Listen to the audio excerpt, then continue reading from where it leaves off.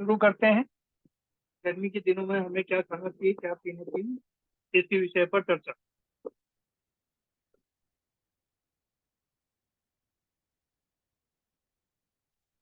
तो आज की जो जानकारी हम आपको सामने लेकर आए हैं वो चरक संहिता सूत्र स्थान अध्याय 6 के अंतर्गत वर्णित है, और अष्टांग हृदय सूत्र स्थान अध्याय 3 और भी जगह पर है, कई जगह, लेकिन हमने ये दो को आज फोकस किया है, दो ग्रंथों का निचोड़ निकाल के।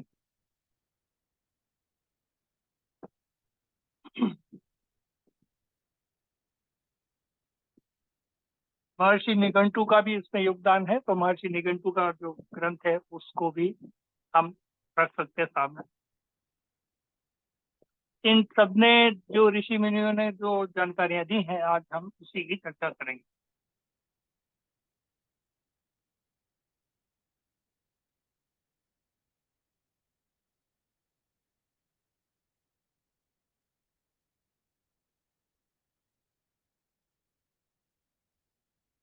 तो महर्षि वाग्भट और महर्षि चरक के अनुसार हमारे ग्रीष्म ऋतु में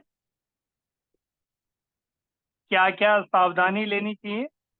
तो महर्षि ने ऐसा बताया, इसमें धूप बहुत तेज होगी, सूर्य बहुत तेज होता है इस समय, और इससे शरीर में से जल तत्व जो है सोख लेते हैं सूर्य देवता।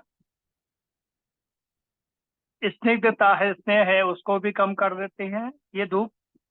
तो वात पित्त कफ का बैलेंस रहना जरूरी है। तो ये इसमें ग्रीष्म ऋतु में क्या होता है कि कफ दोष को कम या क्षय होने लगता है, और वात दोष उस समय बढ़ने लगता है। तो महर्षि वाग्भट ने इसी का चरित्र चित्रण किया है कि यहाँ पर क्या हो रहा है, वात दोष वृद्धि हो रही है। तो वात दोष इसमें प्रकोप, पहले क्या होता है, किसी भी दोष का इकट्ठा होता है, फिर उसके बाद उसका प्रकोप होता है। तो महर्षि वाग्भट और महर्षि चरक यहाँ बता रहे हैं कि ग्रीष्म ऋतु में क्या दोष, कौन सा इसमें प्रकट हो रहा है। इसमें जो दोष प्रकट हो रहा है इकट्ठा हो रहा है, मतलब संचय हो रहा है। जिसका दोष का संचय होता है, संचय जिसका संचय होगा उसी का प्रकोप भी होगा। जैसे कोई समाज में कोई स्थान पर इकट्ठा हो, किसी भी चीज का पहले इकट्ठा होना पाया जाएगा, है ना।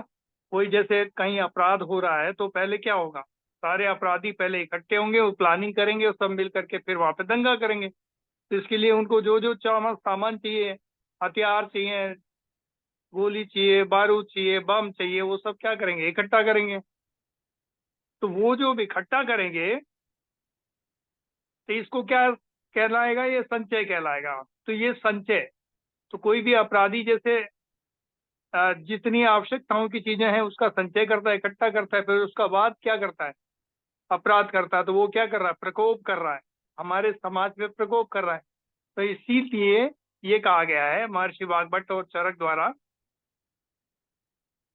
तो पहले वात का संचय होगा कब, ग्रीष्म ऋतु में। तो पहले ग्रीष्म ऋतु में संचय होगा, जब भी तो उसका प्रकोप होगा। तो सृष्टि का नियम है, प्रकृति का नियम है कि किसी भी चीज का संचय होता है तभी उसका प्रकोप हो सकता है, अदरवाइज नहीं हो सकता।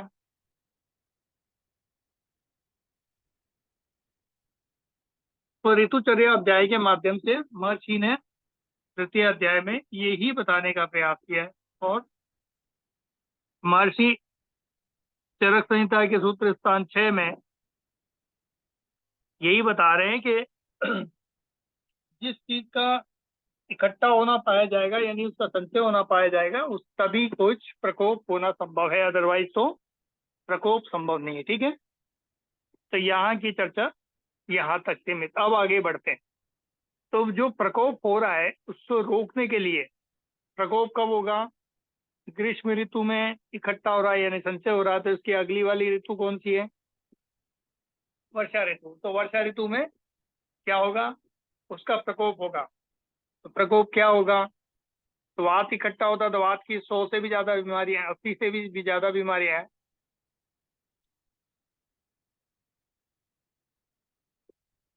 उसमें क्या क्या है, जोड़ों में दर्द, अक्सर कर लोगों को हमने कहा है कि वर्षा ऋतु में जैसे बादल होते हैं, जोड़ों में दर्द, यहाँ वहाँ दर्द वाले मरीज चिल्लाने लगते। ठीक इसी प्रकार वात का संचय हुआ है तो वात का प्रकोप होगा, तो यहाँ संचय होने ही नहीं देना है ना। तो महर्षि क्या कह रहे हैं, इसका संचय होने से पहले ही इसको रोकना है। तो वात का संचय होने से रोकने के लिए क्या करना पड़ेगा, यहाँ पे कफ कम हो रहा है तो कफ को बढ़ाना है, तो कफ को बढ़ाने वाली चीजों को खाना है, कफ को बढ़ाने वाली चीजों को खाना है, तो जिनसे कफ बढ़ता हो। तो मधुर रस यानी मीठे रस से क्या बढ़ता है, कफ में शरीर में स्निग्धता या मधुरता आती है।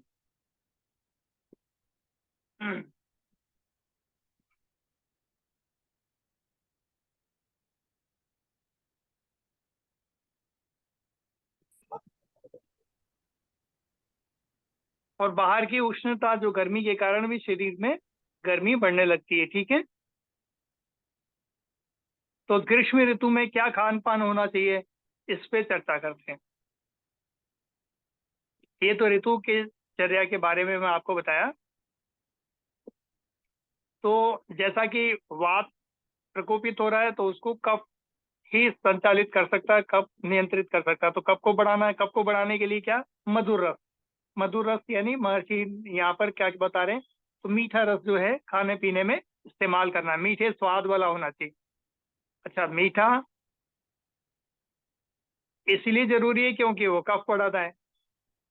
उसके साथ में वो बता रहे हैं कि लघु होना चाहिए, लघु का मतलब हल्का, पचने में हल्का होना चाहिए, आसानी से पच जाए, क्योंकि इस समय भूख कम कम हो जाती है। और क्या, उसमें स्निग्धता होनी चाहिए। स्निग्धता क्यों, क्योंकि बॉडी में इस समय लुब्रिकेशन कम हो जाता है, तो जोड़ों में लुब्रिकेशन कम होगा तो जोड़ कटकट कटकट करेंगे, है ना। तो लुब्रिकेशन बॉडी में बढ़े इसलिए क्या करना, स्निग्ध वाली चीजें खाना।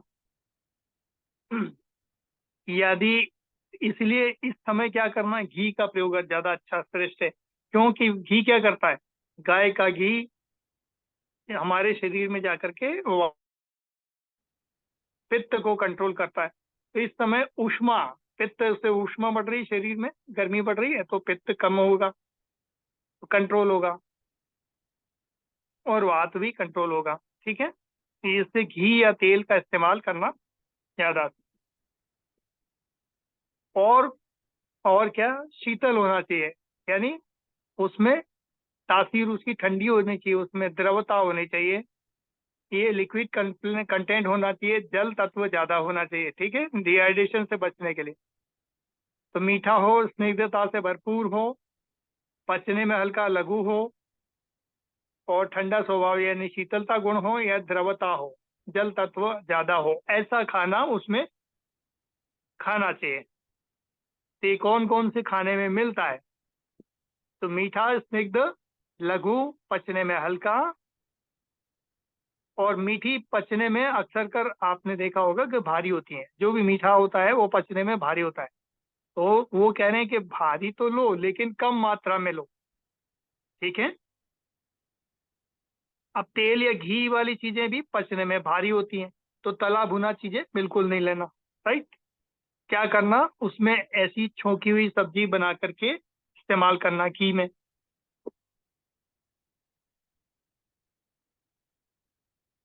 तो इसको हल्का कैसे बनाया जाए, तो हल्का इसलिए हो सकता है ये कि हम भरपेट ना खा करके थोड़ा थोड़ा कम मात्रा में लें। राइट, क्वांटिटी कम कर देनी है, ताकि वो जल्दी से पाचन उसका हो सके। तो खाने में ऐसा क्या लें, तो चावल का इस्तेमाल कर सकते हैं, मांड का इस्तेमाल कर सकते हैं, चावल का मांड बहुत बढ़िया। शाली चावल का जरूर वर्णन मिलता है आयुर्वेद में। ये शाली एक प्रजाति होती है, या आपके आसपास जो भी चावल उगता है, दूर का नहीं, बाहर का नहीं, आपके आसपास जो पैदा होता है वो। तो चावल को प्रेशर कुकर में नहीं पकाना, खुला पकाना है। तो क्योंकि महर्षि वाग्भट कहते हैं कि भोजन ऐसा होना चाहिए जो सूर्य, पवन का स्पर्श और सूर्य की उपस्थिति में हो। सूर्य की उपस्थिति कब होती है, दिन में। पवन का स्पर्श कब होगा, जब वो खुला बनाएंगे। तो खाना हमेशा दिन में खाना है, और रात में नहीं खाना, तो पवन का स्पर्श में रात में बना हुआ खाना नहीं खाना। और क्या कह रहे हैं वो, पवन का स्पर्श होना चाहिए, तो पवन का स्पर्श कब होगा, जब वो खुला होगा। यानी कुकर में बनाएंगे तो पवन का स्पर्श नहीं होगा। ठीक है।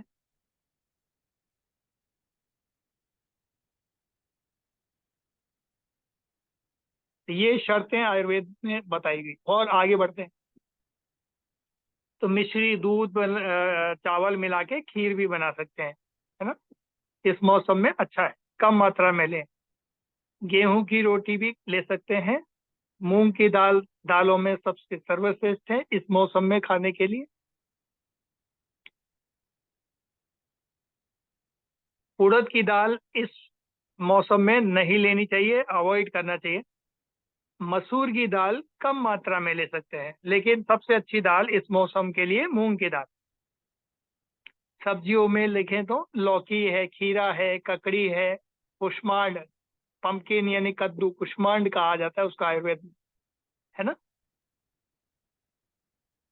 हरे पत्ती वाली सब्जियां जैसे मेथी है, सरसों, ये कम मात्रा में इस्तेमाल करना है, क्योंकि ये तासीर में गर्म है। ये पित्त को शरीर में बढ़ाती हैं, ठीक है ना।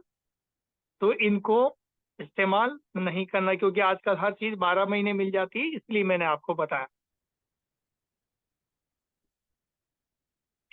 ये वात दोष को भी बढ़ाती है, वात को बढ़ाती है।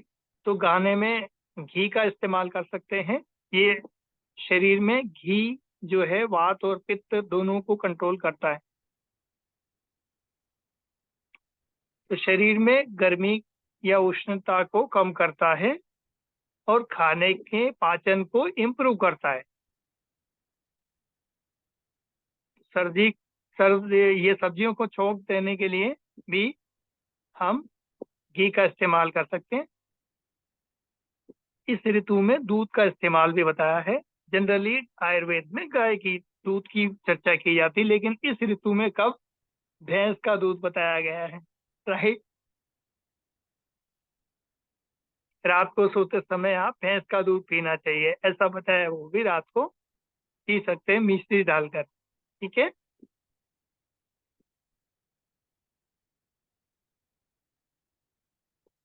अच्छा, इसकी विधि क्या हो सकती है, चंद्रमा की शीतल छाया में, शीतल चांदनी में बैठ करके दूध पीना, खुले में, खुले में दूध पीना बताया गया है। ठीक है।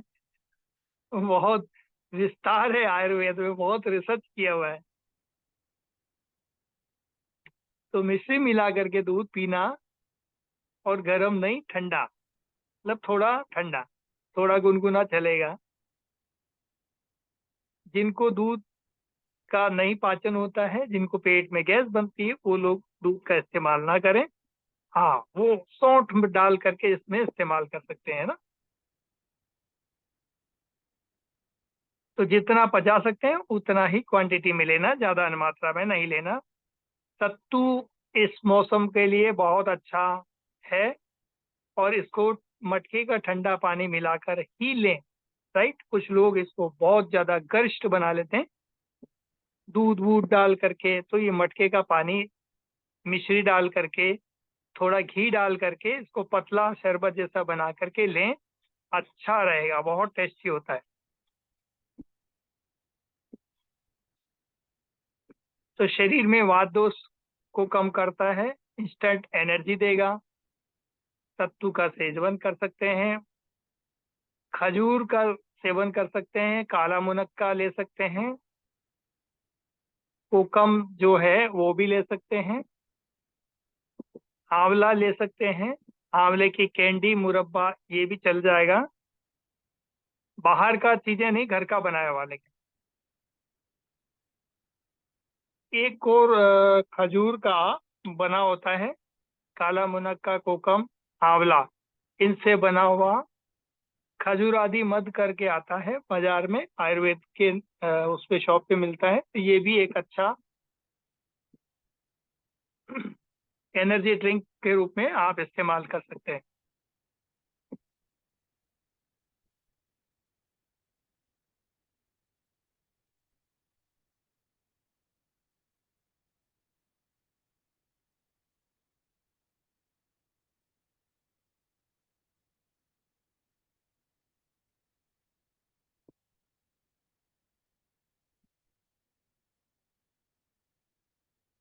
तो ये खजूरादी मध जो है,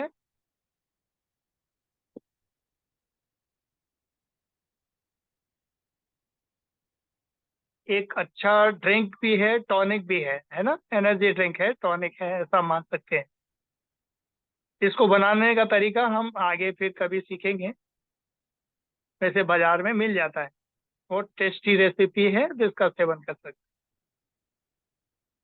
अब मीठे हुए फल हैं, उनमें पका हुआ आम, मीठे अंगूर, केला इस मौसम में ले सकते हैं। आंवले का शरबत ले सकते हैं, कोकम का शरबत ले सकते हैं, खस का शरबत ले सकते हैं इन मौसम में।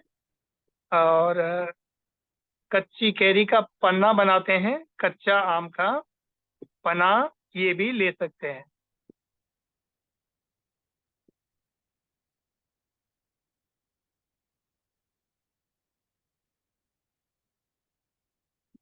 तो एक अच्छी रेसिपी के रूप में पने को हम इस्तेमाल कर सकते हैं। ठीक है। अपथ्य कर आहार देखते हैं क्या क्या हो सकते हैं, या गर्मी में कौन सी चीजें छोड़नी है, क्या नहीं खाना है, उसकी चर्चा करते हैं। जो खाने की चर्चा कर ली हमने, तो महर्षि यहाँ पे बताते हैं जो लवण रस है या कटु रस है, इसको इस मौसम में नहीं लेना चाहिए, कम मात्रा में लेना चाहिए। ठीक है। अम्ल रस है, इनको नहीं लेना चाहिए, जिसमें ये तीनों रस का प्रधानता हो, अम्ल, कटु और लवण। अम्ल, कटु, लवण, ये तीन रस की प्रधानता जिसमें पाई जाती है, इस ऋतु में नहीं लेनी चाहिए। ठीक है। यह कम मात्रा में लेना चाहिए, या जिसमें प्रधानता गुण हो ये वाले रसकों का, उनको नहीं लेना चाहिए। अम्ल यानी खट्टी चीजें, बहुत ज्यादा खट्टी चीजें इस मौसम में नहीं खानी चाहिए। लवण यानी बहुत ज्यादा नमकीन वाली चीजें, जिसमें नमक ज्यादा डला हो या नमक का इस्तेमाल होता हो, ऐसी चीजें नहीं खानी चाहिए। कटु, कटु का मतलब जो तीखी चीजें हैं, मिर्च वाली, तो मिर्ची तेज नहीं खानी, नमक तेज नहीं खाना इस मौसम में। ठीक है, ऐसा बताया गया। और खट्टा नहीं खाना।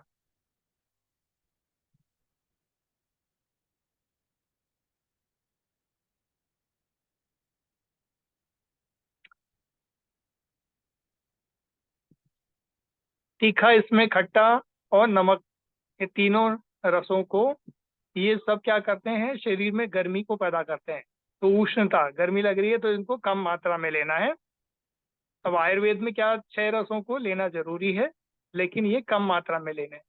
तो जिनमें मधुर रस की प्रधानता हो, ऐसे ही चीजों को हम इस्तेमाल करना चाहिए।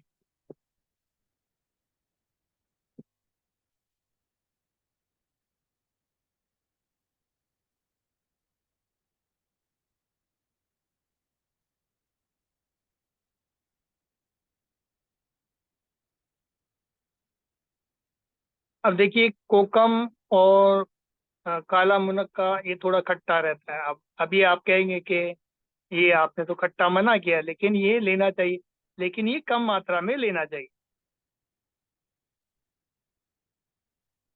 ये जब लिया जाता है तो इसमें खट्टे को बैलेंस करने के लिए इसमें मीठा भी ज्यादा है, इसीलिए इसको ले सकते हैं। ये पित्त को नहीं बढ़ाएगा, ये पित्त को कम करने वाला चीज है। ठीक है, तो इनसे बैलेंस हमको मिलता है। बाहर की तला भुना चीजें, जैसे पैकेट बंद सामान, इस मौसम में बिल्कुल नहीं लेना। और घर का बना हुआ सामान ही आपको इस्तेमाल करना चाहिए, दाल चावल सब्जी रोटी घी। तो इन सबको आपका घर की चीजों को ही इस्तेमाल करना चाहिए। अब रसोई में मसालों के बारे में देखते हैं कि मसाले हम इस मौसम में कौन कौन से ज्यादा इस्तेमाल कर सकते हैं या नहीं कर सकते हैं, इसकी चर्चा करें।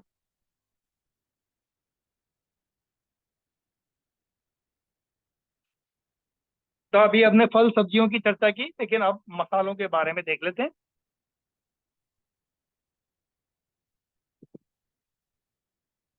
जैसे काली मिर्च है, अजवाइन है, तिपली है।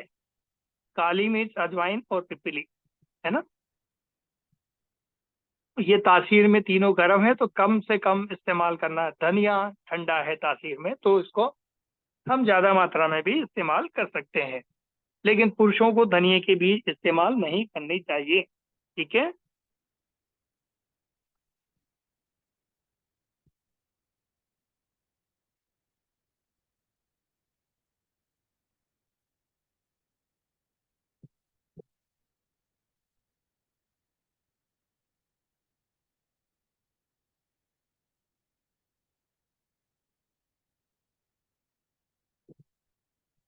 देखिए दही को कुछ लोग ठंडा मानते हैं, आयुर्वेद में तासीर इसकी गर्म बताई गई है, तो इसको नहीं लेना इस मौसम में, ये पित्त को बढ़ा देगा, तो पित्त से जुड़ी हुई बीमारियां शुरू हो जाएंगी।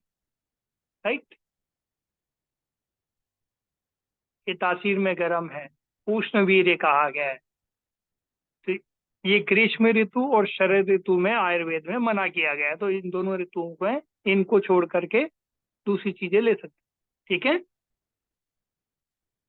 ग्रीष्म ऋतु अप्रैल मई महीना और शरद ऋतु सितंबर अक्टूबर महीना, इन 4 महीने में दही बिल्कुल नहीं खाना। ठीक है। सितंबर अक्टूबर और ये वाला जो अभी चल रहा है।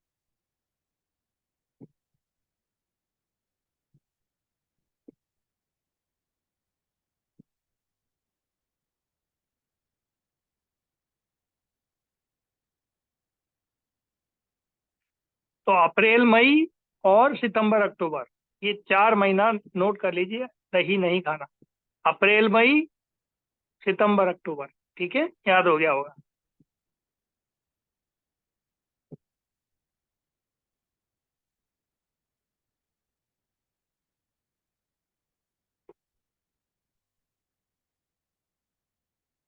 तो दही के बारे में ये कहा गया कि ये अभिसंधि है, पचने में भारी है, तो इसको फिर भी हम इस्तेमाल कम मात्रा में या नहीं नहीं करना चाहिए इस मौसम में, बिल्कुल नहीं करना चाहिए, 4 महीने तो बिल्कुल नहीं करना।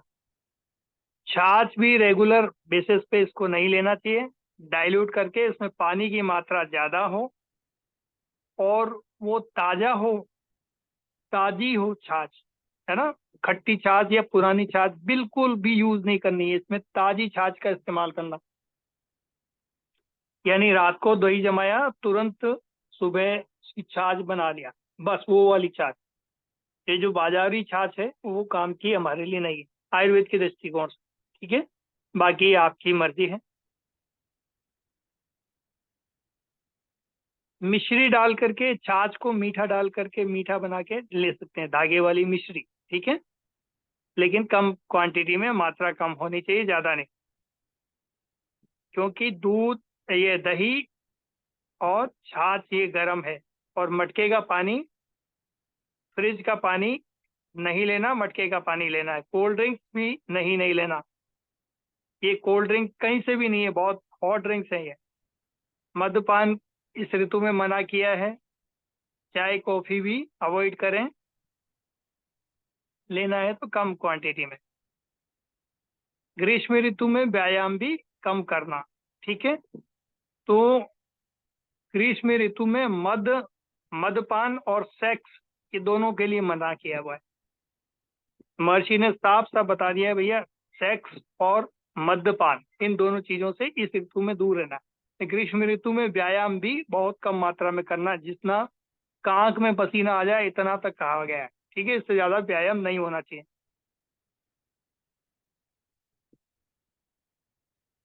तो दिनचर्या अध्याय में महर्षि ने पहले ही बताया गया, अर्ध शक्ति व्यायाम करना है, यानी आपकी जितनी क्षमता है उसका आधा।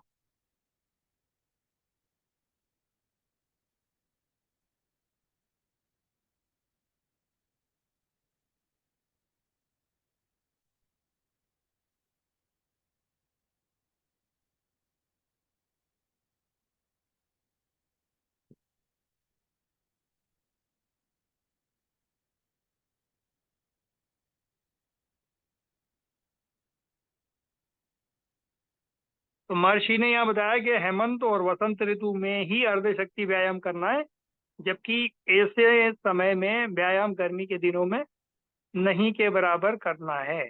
ठीक है, यहाँ बताया गया। थोड़ा टहलना, पैदल चलना वो ठीक है, लेकिन व्यायाम नहीं के बराबर करना है, कम करना है, क्योंकि वात बढ़ जाएगा तो हम कब दोष को बढ़ाने की चर्चा कर रहे हैं।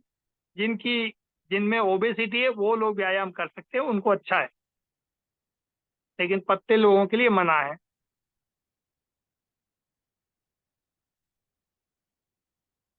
दिवाशयन की प्रक्रिया भी बताई गई है। दिवाशयन का मतलब दिन में सोना।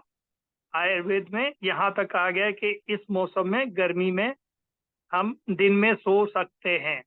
जनरली सोने के लिए बाकी सभी ऋतुओं में आयुर्वेद में मना किया गया है, क्योंकि सोने के लिए रात बनी है।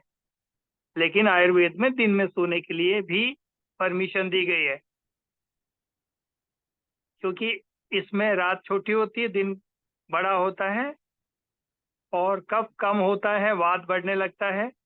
और दिन में सोने से कब बढ़ने लगता है, दिन में सोने से कब बढ़ने लगता है। लेकिन जो ऑलरेडी मोटे हैं, जिनको मोटापा है, स्लिम लोगों के लिए तो दिन में सोना अच्छा है। जिनको मोटापा है, ऐसे लोग, मोटे लोग दिन में सोएंगे तो और ज्यादा मोटे हो जाएंगे, वजन बढ़ जाएगा। तो जिनको वजन कम करना है वो दिन में नहीं सोए, ठीक है। और जिनको वजन बढ़ाना है वो दिन में सो सकते। क्लियर? और क्या? जिनको पथरी की बीमारी है वो भी दिन में ना सोए, ठीक है। कौन कौन सी बीमारी वालों को, जिनको मोटापे की बीमारी, मोटापे से रिलेटेड जो भी प्रॉब्लम्स हैं, जैसे डायबिटिक हैं, तो डायबिटीज वाले नहीं, दिन में नहीं सोए, ठीक है। पथरी की बीमारी वाले नहीं सोए, बीपी वाले ना सोए, ठीक है। तो ये कुछ बीमारियां हैं जिनमें दिन में नहीं सोना है। बाकी बीमारियों में आप, जो स्वस्थ व्यक्ति हैं, पतले दुबले हैं, उन लोगों के लिए ठीक है, स्लिम ट्रिम है, उनके लिए अच्छा है। जिनका वजन ज्यादा है, मोटापा ज्यादा बढ़ रहा है, उनको, जिनको वजन बढ़ाना नहीं है, घटाना है, तो वो दिन में ना सोएं, ठीक है।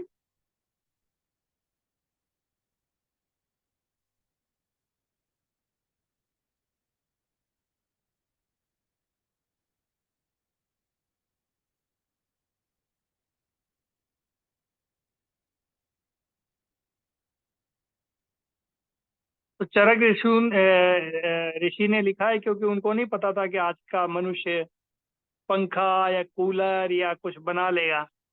तो उन्होंने कहा है कि ऐसे कमरे में सोना है जिसमें ठंडा, शीतलता हो, ठीक है। तो निंद्रा निशी चंद्रांशु शीतले, ऐसा शब्द उन्होंने लिखा है, ठीक है।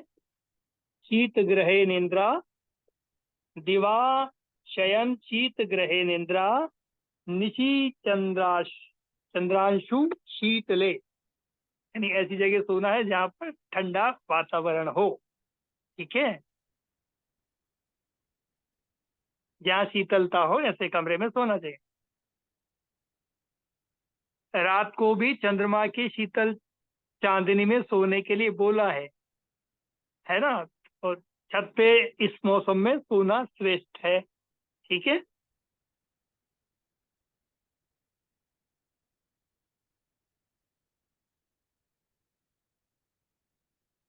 एसी में नहीं सोना है, ऐसा, ठीक है। और मन को गर्मी में प्रसन्न रखना बहुत जरूरी है। तो मन को प्रसन्न रखने के लिए चंदन देशी शीतल औषधि का लेप करना मन पर, शरीर पे, ये अच्छा रहता है।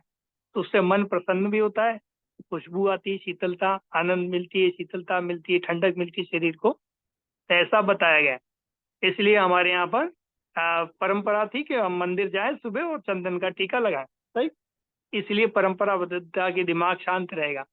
क्योंकि हमारे शास्त्रों में हमारे विद्वान लोग कहते हैं कि वो मनुष्य हमेशा स्वस्थ पाया जाएगा जिसके पैर गरम, पेट नरम, सिर ठंडा, है ना। तो कहावत है, हमारे यहाँ बड़े बुजुर्ग कहते थे, जिनके पैर गरम, पेट नरम, सिर हो ठंडा, तो डॉक्टरों को दिखाओ डंडा, सही। तो ये कहावत हमारे यहाँ प्रचलित है।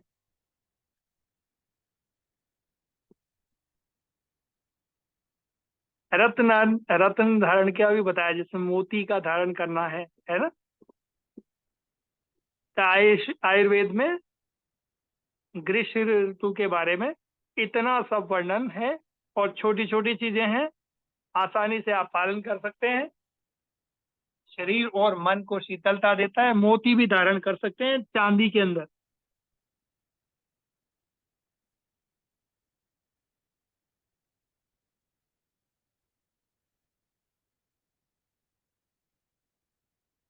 वैसे आप चेक करवा लें किसी एस्ट्रोलॉजर से, फिर ही ग्रहण करें आप। एस्ट्रोलॉजी का भाग जो है बड़ा कठिन मामला है। जैसे मोती सबका मन शीतल रखता है, ठंडा रखता है, लेकिन कोशिश करें कि चेक करा लें कि विष योग तो नहीं है आपकी जन्म पत्री में, है ना। यानी शनि के साथ में चंद्रमा फंसा है और आपने चंद्रमा का मोती धारण कर लिया, या चंद्रमा की चांदनी में ज्यादा उसकी रेज को आप ग्रहण कर रहे हैं, तो आपको फिर दूसरी परेशानियों में गिरता हुआ देख पाएंगे आप। जैसे जैसे क्या क्या हो सकता है विष योग में बताया गया है कि अब चाहे आदमी सिर के बल लगे गिरे, लेकिन चोट पैरों में लगती, कहते हैं ना। हा, हा, हाथी पे भी बैठ जाओ या ऊंट पे भी बैठ जाए तो आदमी को कुत्ता खा जाता है। ऐसी परिस्थितियां, पैरों से रिलेटेड परेशानियां बढ़ सकती हैं, राइट। या जिनकी 7.5 ढैया चल रही वो भी इसका इस्तेमाल ना करें। बाकी सबके लिए अच्छा है। आनंद बनाए, एंजॉय करें। आज के लिए इतना ही। ये गर्मियों का मैंने आपको सारा डिटेल बता दिया है, और इसमें जो भी दिनचर्या ऋतुचर्या महर्षि ने बताई उसका मैंने आपको वृत्तांत और पूरा वर्णन दिया। तो आज के लिए मुलाकात बस इतनी। सभी को प्रणाम, नमस्कार।